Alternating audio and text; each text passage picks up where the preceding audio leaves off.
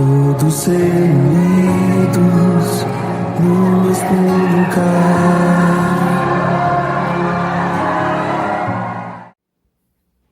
A paz do Senhor Jesus, bem-vindas ao capítulo de número 23. Estamos seguindo firmes, estamos, neste propósito, e hoje nós vamos abrir, no capítulo de número 23 para dar continuidade no discurso de Paulo. Nós estamos aqui ainda falando a respeito da prisão de Paulo, que aconteceu no capítulo de número 21, se desenvolveu no capítulo 22 e permanece, aqui permanece Paulo diante do Sinédrio, Soldados no capítulo 22 saíram, da presença de Paulo depois de descobrirem que ele era um cidadão romano.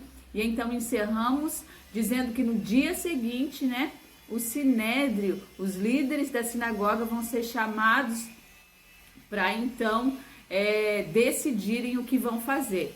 Então no outro dia, seguindo o capítulo, continuando o capítulo 22, agora no 23, vai nos dizer que no outro dia, Paulo então diante do Sinédrio, ele vai olhar firmemente para o conselho dos líderes da sinagoga e vai dizer o seguinte: irmãos, tenho vivido diante de Deus com a consciência limpa.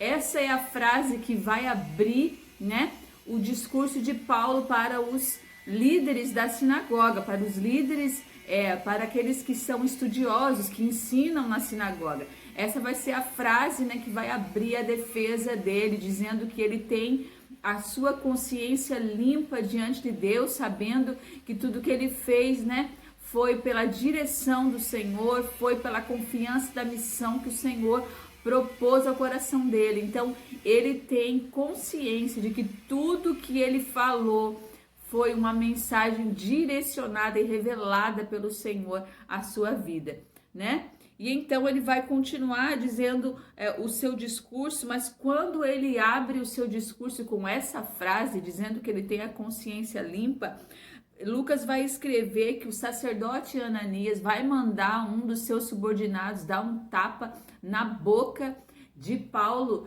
por causa, daquilo que ele falou, por conta dele dizer que a consciência dele está limpa diante de Deus. Nesse exato momento, Paulo se refere ao sacerdote dizendo: Deus o ferirá, seu hipócrita. Em algumas versões está escrito parede branqueada. Deus o ferirá, parede branqueada. Que espécie de juiz é o Senhor, desrespeitando a lei ao mandar me agredir dessa forma? Diante da lei não era lícito, não era permitido agredir um cidadão romano.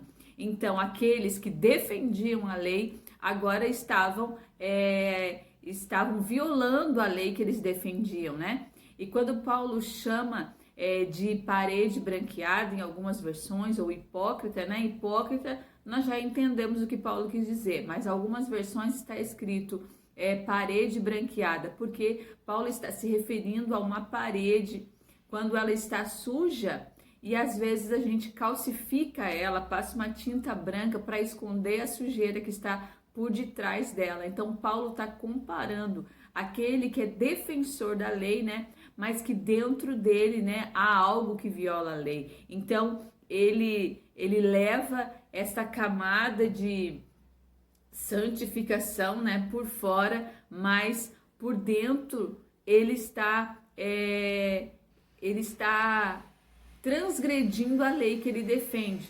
Quando Ananias ele manda bater, na boca de Paulo, ele não fica isento por ele não ter feito isso com as suas mãos. Não quer dizer que ele está isento da culpa do ato, Mas ele é o mandante, Ele manda o seu subordinado. Então, ele manda que alguém faça o trabalho que vem por escolha, uma atitude dele, mas ele terceiriza. Então, ele é o defensor da lei, aquele que está ensinando, aquele que tem formação, nas letras, para que ele ensine os judeus a cumprir a lei na sinagoga, e agora ele está transgredindo a lei. Mas agora alguns vão revelar a Paulo que aquele é o sumo sacerdote, e Paulo vai dizer que não sabia. Nesse mesmo instante ele pede desculpas pelo pelo aquilo que disse, né? Não retira aquilo que disse, mas pede desculpa por dizer, porque o sacerdote pode estar agindo, né, de maneira que viola a lei, mas ele é uma autoridade, né? E a palavra diz que toda autoridade é constituída por Deus. E Paulo, como cumpridor, né, das leis judaicas, ele sabe que o sacerdote é uma autoridade. Não se sabe por que Paulo não reconheceu, né? Alguns historiadores, alguns estudiosos, eles falam que Paulo poderia estar já com a sua visão mais conturbada, né, com dificuldade de enxergar. Outros falam que por conta de já fazer 20 anos que Paulo não pertencia mais, né, ao Sinédrio, não pertencia mais à liderança, né, ali, porque Paulo antes era líder juntamente com eles, mas Paulo já tinha se convertido nessa ocasião há 20 anos, fazia 20 anos que ele estava fora, né, do conselho do Sinédrio. Então, outros dizem que por conta talvez de não ser uma reunião, né, ordinária, né, talvez o sacerdote não estivesse vestindo as vestes sacerdotais, então ainda não se sabe por que Paulo diz que não sabia que ele era o sacerdote, mas o que fica claro aqui é que Paulo não retira o que falou, porque o que ele falou, né, foi uma verdade,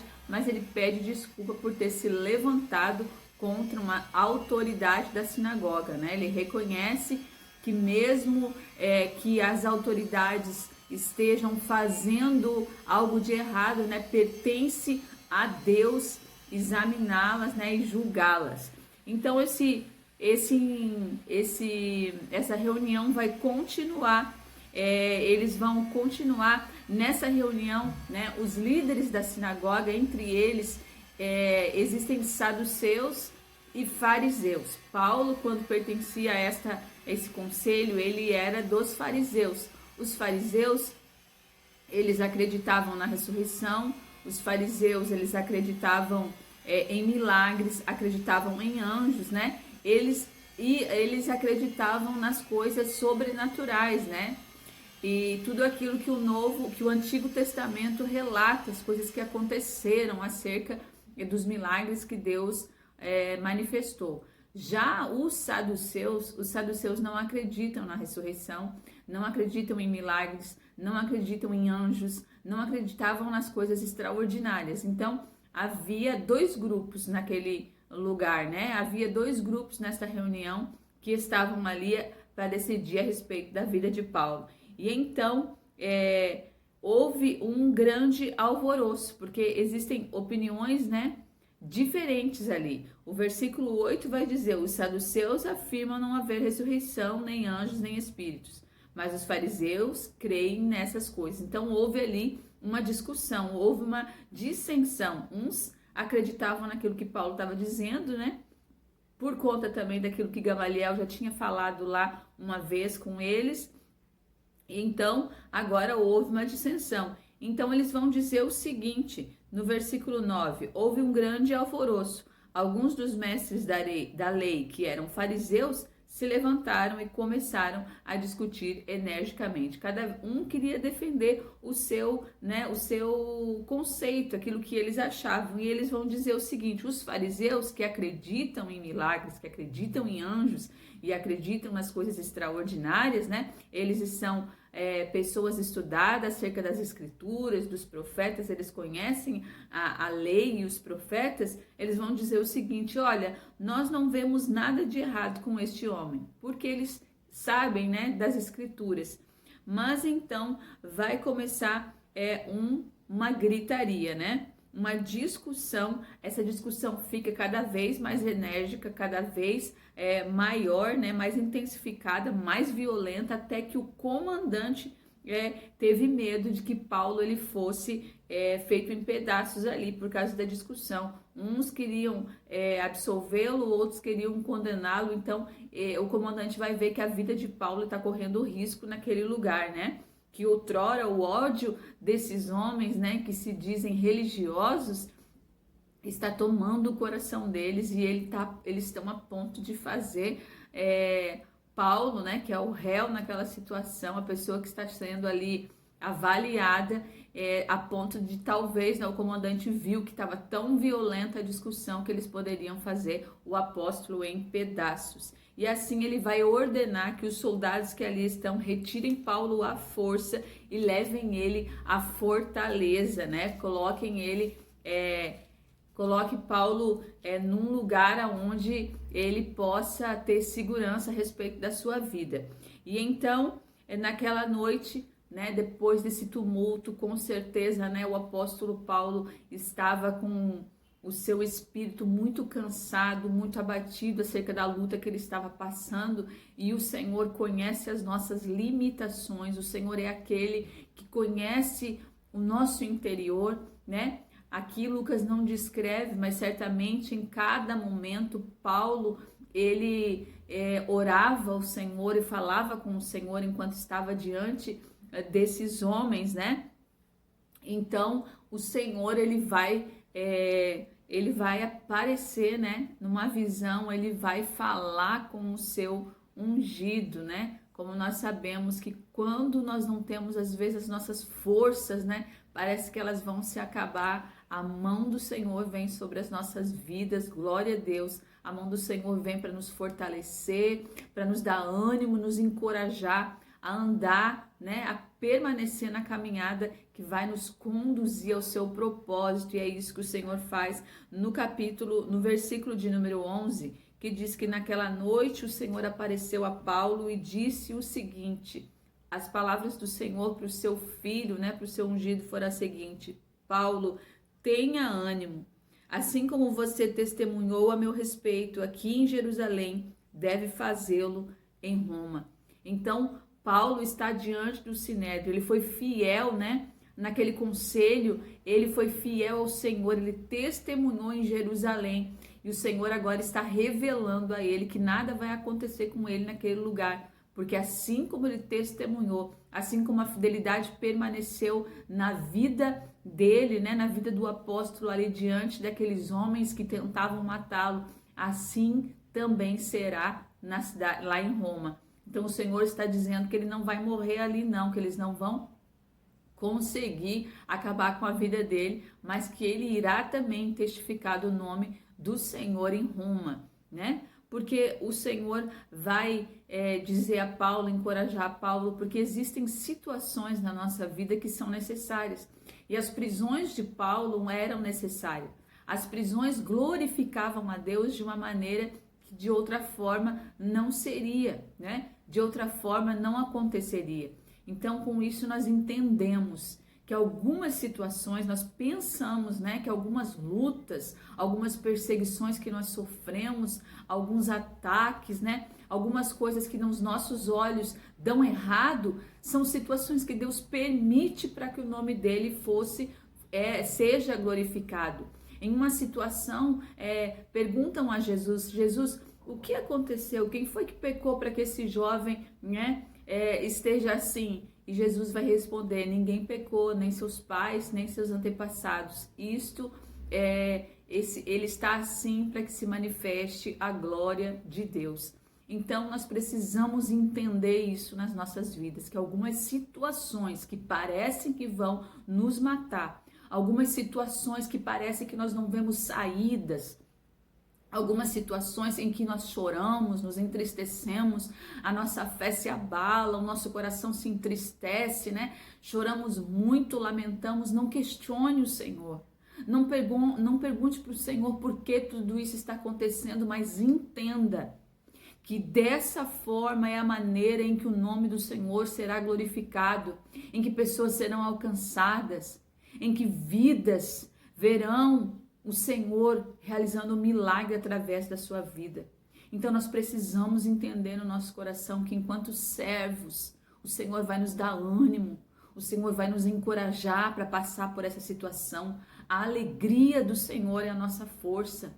E nós seremos fortalecidos no Senhor para suportar tudo aquilo que o Senhor permitir que nós passamos, porque não há provação, né, maior do que aquela que nós possamos suportar. O Senhor não permite sobre as nossas vidas, porque Ele é o nosso alicerce, a nossa segurança, o nosso alívio, o nosso consolo, a nossa força. E é isso que o Senhor vem fazer nesta noite na vida de Paulo. Ele vem encorajar ele, dizer que ele testificou que a prisão foi necessária nessa cidade porque ele glorificou o nome do Senhor, mas que agora ele vai glorificar também na cidade de Roma. Ele vai ser levado a Roma para glorificar o nome do Senhor. Então, situações são necessárias para que a glória do Senhor se manifeste, para que vidas vejam que o Senhor é Deus, que só Ele tem poder para realizar os feitos que acontecerão sobre as nossas vidas. Entenda isso e que a partir de hoje nós não venhamos questionar, nós não venhamos perguntar para o Senhor, reclamar, mas que nós venhamos permanecer como servos, na posição de servos, servir ao Senhor, porque o Senhor cuida das nossas vidas como filhas.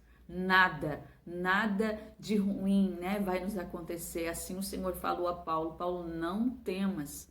E assim o Senhor fala conosco: não temas, confia. Confiar no Senhor é não saber o que vai acontecer, mas é ter a certeza de que Ele vai fazer tudo que for necessário, né, que seja feito.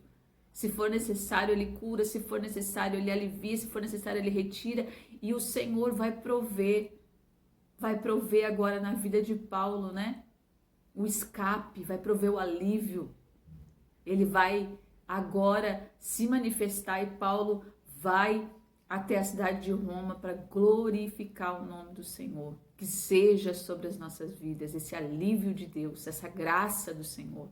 Que nós possamos entender as palavras de Paulo, quando Paulo disse que o Senhor disse a ele, quando ele pediu alívio, né? Sobre o espinho na carne que ele tinha, e ele pediu 3 vezes ao Senhor que tirasse dele aquele espinho. O Senhor disse a ele: Paulo, a minha graça te basta, ela vai te dar condições para suportar o que tu tem que suportar. Então é isso sobre as nossas vidas, permanece essa palavra do Senhor, a graça do Senhor nos dá força para suportar o que nós precisamos suportar, para que o nome dele seja glorificado através das nossas vidas, seja um canal, seja um instrumento para a glória do Senhor. E então eles vão tramar, essas lideranças elas vão tramar, eles vão fazer um plano, eles vão forjar, né, um plano para tentar matar Paulo. E eles vão falar o seguinte no versículo 14: os principais sacerdotes e líderes do povo disseram: juramos solenemente sob pena de castigo divino que não comeremos nem beberemos antes de matar Paulo. Então eles vão dizer, versículo 15: agora peçam vocês ao conselho dos líderes do povo que o comandante traga Paulo de volta ao conselho. E a palavra deles foi: finjam que os senhores desejam examinar o caso com mais detalhes e nós o mataremos no caminho. Então o plano deles é o seguinte: eles entrarão em jejum até que Paulo seja morto por eles. O que eles querem é que os líderes peçam ao comandante que traga Paulo, porque eles querem fazer outras perguntas, eles querem saber mais a fundo sobre a defesa dele, o que ele tem a dizer. Eles querem que o comandante tire Paulo da fortaleza e leve até o conselho novamente, para que eles possam interrogar ele. Isso é uma atitude, uma farsa, porque no meio do caminho, alguns homens estarão esperando Paulo, né, para pegar ele no meio do caminho e matar, dar cabo à sua vida. Então é o plano dessas lideranças, né, para acabar com a vida de Paulo. Só que o Senhor é aquele que disse que assim como ele glorificou o Senhor ali em Jerusalém, ele glorificaria lá em Roma. Então isso não vai ser permitido pelo Senhor de acontecer. Um sobrinho de Paulo, né, Paulo não fala sobre a sua família, não fala sobre os seus, né? Nós não sabemos muitas coisas sobre Paulo, se ele tinha irmãos, mas o que nós sabemos é que ele tinha uma irmã, porque o versículo de número 16 vai nos dizer isso. Contudo, o sobrinho de Paulo, filho de sua irmã, soube do plano deles e foi à fortaleza contar a seu tio. Então Paulo tinha uma irmã, e por conta desse sobrinho ir até Paulo contar o que está acontecendo, nós não sabemos como ele descobriu, mas Lucas escreve apenas que ele descobriu e foi falar ao seu tio. Então ele tinha um sentimento, né, um cuidado com o tio, né? Certamente, né, nós entendemos que a irmã de Paulo e o sobrinho eram cristãos também, se converteram ao evangelho. Mas certo é que ele vai lá falar para Paulo sobre esta trama que as lideranças estão tentando para matá-lo. Com isso, Paulo vai dizer a ele que volte e conte ao comandante aquilo que ele contou a Paulo. Ele vai descer novamente, né, da fortaleza, vai chegar diante do comandante e contar o que está acontecendo, qual é a trama, né, que esses líderes religiosos estão fazendo para acabar com a vida de Paulo. O comandante vai dizer a ele que não conte mais a ninguém, porque o comandante vai dar um jeito nessa situação. Ele vai tirar Paulo dali e então agora ele é usado para que a palavra do Senhor se cumpra. O comandante vai tirar Paulo dali com umas centenas de soldados guardando, né, a vida dele na calada da noite. Ele vai ser tirado daquele lugar, vai ser levado até Cesareia, né, para que então o superior do comandante, né, Félix, é que decida a respeito da vida dele. Mas é certo que o comandante vai cuidar da vida de Paulo, já que esta trama, né, para matá-lo está sendo planejada. Ele vai mandar umas centenas de soldados guardando Paulo na viagem até que ele chegue lá em segurança, né, até que ele chegue na presença do governador, do superior do comandante, em segurança. Já que Paulo é um cidadão romano, então ele vai ser mandado a Roma para que lá eles decidam a respeito da vida do cidadão de lá, né? Que ele pertence ao julgamento de lá. Então, Paulo vai ser retirado na calada da noite, protegido, guardado por centenas de soldados, né? Quase a metade da tropa daquela fortaleza vai levar Paulo em segurança a presença do governador, portando nas suas mãos uma carta, né, uma carta explicando a situação ao governador, uma carta que Lucas descreve, né, a partir do versículo de número 26, ele vai descrever o que estava escrito nesta carta, é Cláudio, né, encaminhando o apóstolo Paulo até o governador Félix, para que ele então decida o que será feito diante das denúncias que Paulo está sendo acusado. Então, depois que o governador recebe Paulo, ele chega até Cesareia e então Félix ele vai falar com Paulo, vai ler a carta, né? O versículo de número 34 vai dizer que ele lê a carta e pergunta a Paulo de que província ele é, dizendo Paulo que ele é da Cilícia. Então ele vai dizer a Paulo, portanto ele é da Cilícia, ele é um cidadão romano, então Félix vai dizer, eu te ouvirei. Eu ouvirei, né, a sua defesa, mas eu farei isso quando os seus acusadores estiverem presentes, né? Aqueles que tramaram a morte para Paulo, aqueles que queriam matá-lo no caminho, né? Ananias e as lideranças, eles vão ser chamados até Roma para que eles sejam ouvidos, né? Para que o governador fique a par das acusações que Paulo está sofrendo e então, enquanto eles aguardam a chegada de Ananias e as lideranças dos homens que estão o acusando, Paulo vai permanecer na prisão em Roma agora, né?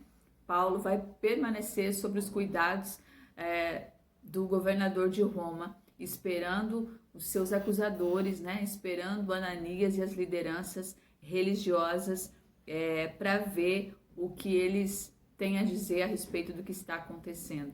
Então, esta situação, essa defesa, né, esse julgamento, ele não se encerra ainda no capítulo de número 23. Nós vamos continuar para saber o que aconteceu com Paulo agora na cidade de Roma, no capítulo de número 24. Eu espero você para que a gente saiba, né, como Paulo, quais são as palavras, né, que Paulo vai usar assim que o Senhor disse a ele que o nome do Senhor será glorificado também ali na cidade de Roma.